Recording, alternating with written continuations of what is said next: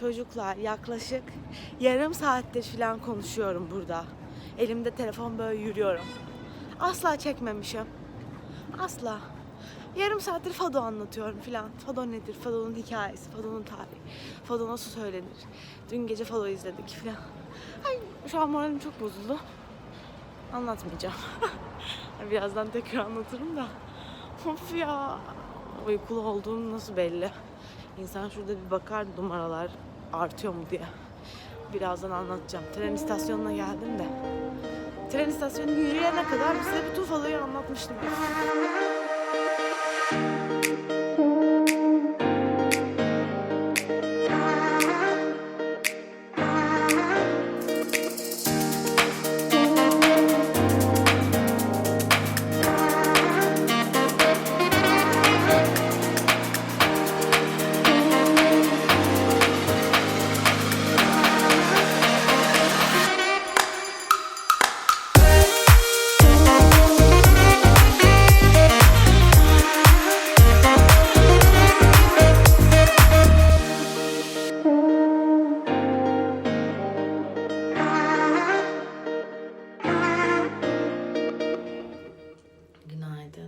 Saat 7:30. Ben yola koyuldum. Manyak gibi. Abi dün bir kız yataktan düştü ya. Lögür bir şeyler oldu. Dedim ne oluyor? Bismillahirrahmanirrahim. Birazdan aşağıya bir uzandım. Baktım bir kız yerde. Şimdi çıkıyorum ve nasıl açılıyor? Oy soğuk. Şimdi çıkıyorum ve tren istasyonuna gidiyorum. Sintra'ya gitmek için. Bakalım bilet alacağız. Nasıl alacağız görelim. Bir taraftan gitmem gerektiğine bakmak için şu an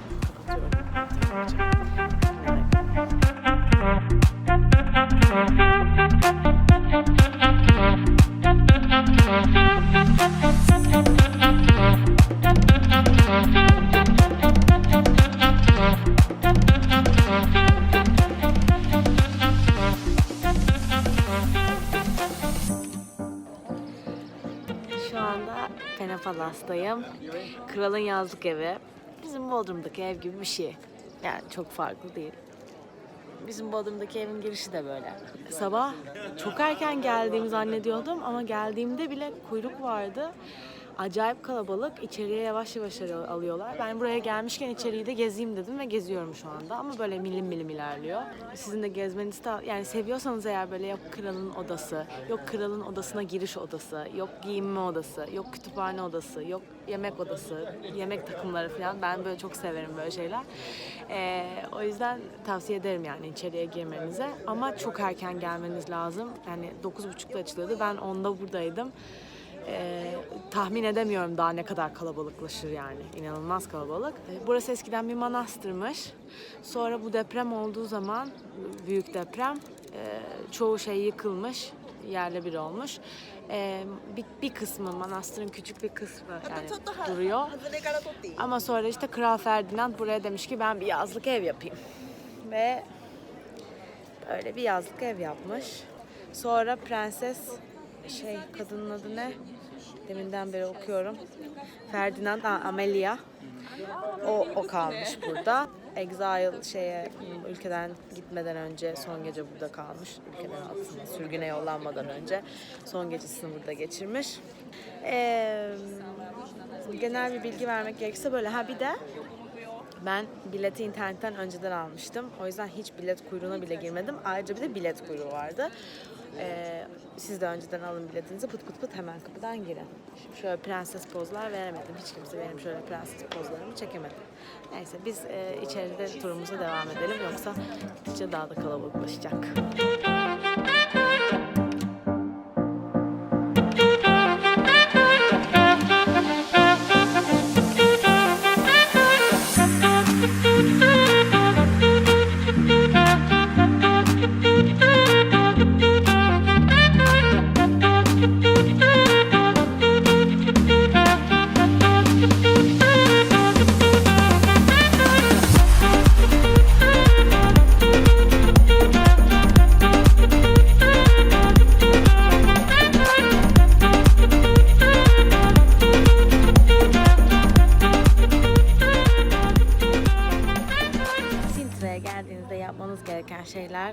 numara bir şey. 3, 5. Burada bir tane pastane var. İsmi Casa Periquita. Aşırı meşhur. Çünkü herkes diyor ki buraya gelince bu Periquita'nın Travesseira isimli şeyinden yiyeceksiniz. Bu da Portekizce'de yastık demekmiş. Çünkü bakınız şu yastığa benziyor. Bir yastıkta kocasınlar yastığı, hem de ince uzun. Ben 2 tane çeşit vardı. İkisinden de aldım. Biri nutellalı, biri bademli. Hepsini yiyeceğim ve tabii ki pastelden nata da aldım. Bir de queijada gibi bir şey.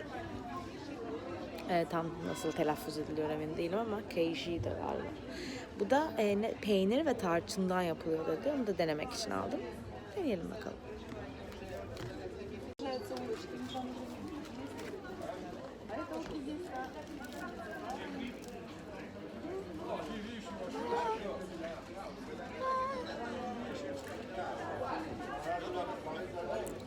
Yumuşacık bir şey.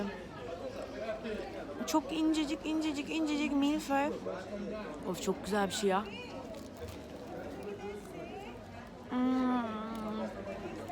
Önünde de var. Adem var, mimosa mı diyorlar? Kahvemi de aldım. Köşe buldum, oturuyorum. Çok güzel bir şey. Bundan yiyin. Evet, onaylıyorum.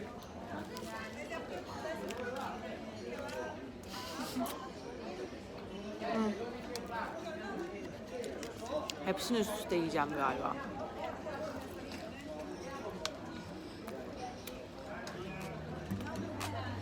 Bugün de öğle yemeğim. Bu olsun. Bir de yokuş yukarı yürürüz şimdi.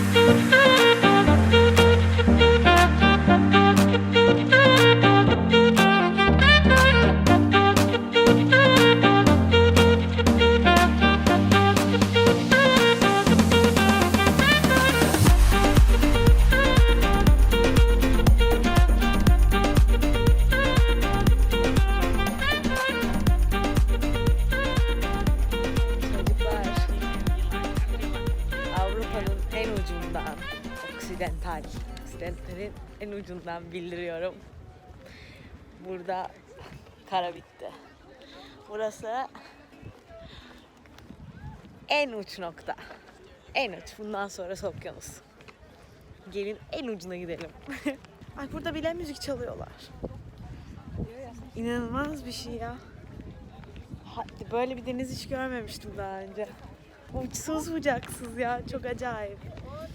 Burayı eskiden işte şeyin sonu sanıyorlarmış. Dünyanın sonu sanıyorlarmış. Burada hani kara bitiyor ve sonsuzluk. Sonradan keşfetmişler ki aslında dünyanın sonu burası değil. Buraya nasıl geldim? Önemli bilgisini paylaşmak için buradayım. Şimdi bugün ben önce Sintra tren istasyonuna geldim. Oradan 434 numaralı otobüse binip Pena Palas'ta indim. Pena Palas'a götüren otobüs o bir round ve round şeyde bitiyor. Palacio Nacional'de bitiyor. Böyle merkez bir nokta köyün içinde. Pena Palas'ı gezdikten sonra aynı otobüsün bindim. Round'u bitirmek için Nacional'in orada indim. Orada işte şey yedim. Travesseiro. Ondan yedim. Oradan sonra yürüyerek Quinta del Regaleiro'ya gittim. 10 dakika yürüyerek birazcık böyle yukarı çıkarak. Orada çılgın gibi çekemedim çünkü pilim bitiyordu. %6 pille Kinta'yı çektim böyle çekebildiğim kadar ama hiçbir şey anlatmadan yani çünkü yani son dakikalarıydı telefonumun. Oradan sonra yürüyerek yine o Palacio Nacional'ın olduğu yere indim. Oradan yürüyerek istasyona gittim. Tren istasyonuna, yani ilk geldiğim yere Lizbon'dan. O tren istasyonundan bu sefer farklı bir otobüs roundu var. 403 yanılmıyorsam. Cabo de Roca'ya ve Cascais'e götüren şey. O otobüse bindim ve buraya geldim. Bir yarım saat falan sürdü otobüsle buraya gelmek. Burada zaten aşırı çok yapacak bir şey yok. Sertifikanızı alıyorsunuz, işte fotoğraf çektiriyorsunuz Avrupa'nın en uç noktasında. Bu kadar. Benim şansıma hava inanılmaz güzel. Çünkü bana herkes işte yanına rüzgarlı kal, aşırı rüzgarlı bilmem ne falan dedi. Adeta Bodrum'dayım. Çok şanslıyım. Şimdi buradan o bindiğim otobüse tekrar binip Cascais'e kadar ilerleyeceğim. Bir orayı göreceğim, köyünü göreceğim. Ondan sonra da Cascais'ten galiba öyle bir planım var. Trenle Lizbon'a geri döneceğim. Bu otobüslerin bir tane 25 euroluk 24 saatlik bir bilet var. Onu alabilirsiniz. Bütün roundlarda geçen, bütün şeyleri yapan otobüslerde geçen. Ben onu almadım. Hepsine tek tek otobüsün içinde ödedim. Bence daha mantıklı oldu. Çünkü ben sonuçta 25 euro harcamış olmadım. Yani aşırı çok palas gezmediğim için. Eğer çok daha fazla palas gezecekseniz, çünkü çok fazla var yani. Ben bir tek Pena Palas'la Quinta'yı gezdim. Yani daha fazla gezecekseniz o zaman mantıklı olabilir. Monasterio var, işte Moorish Castle var filan en tepedeki.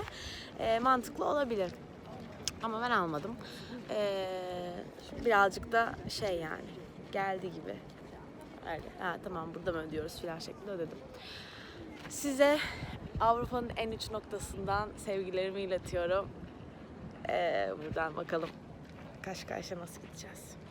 Görüşürüz. Sertifika.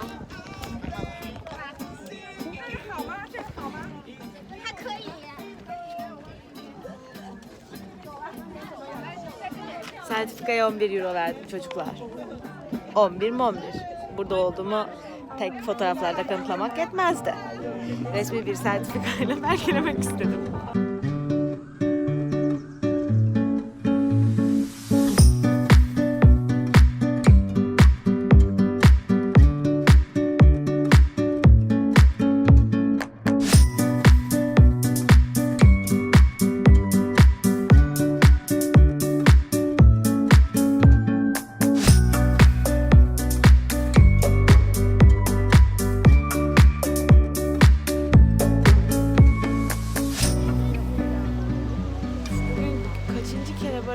Çekip sonra bir bakıyorum çekmemişim ya. 5. kere falan oluyor. Neyse, Cascais'e geldim. Geldim demek için. Cabo de Roca'dan yarım saat falan sürdü. 403 nolu otobüs ile. Orada tahtaya yazdıkları saatlerde kalkmıyorlar bu arada. Sakın ona aldanmayın. Gidin orada o şeyde bekleyin, istasyonda. Ben az kalsın kaçırıyordum otobüsü. Burası küçük bir balıkçı kasabası gibi bir yer, yazlık. Plajı var 3 tane. Ondan sonracığıma küçük hediyelik dükkanlar, restoranlar, yine çok güzel seramik karolu evler. Ondan sonra ama ben daha fazla galiba dayanamayacağım. O yüzden bir sonraki trenle buradan dönüyorum Lizbon'a. O da bir yarım saat 40 dakika falan sürüyor. 45 dakika, 40 dakika öyle bir şey sürüyor. Dönüyorum ve akşamımı Lizbon'da geçiriyorum. Bu akşam son akşamım mı benim ya? Bu akşam son akşamı. Akşamım bak konuşamıyorum. Ben ve sertifikam geri dönüyoruz.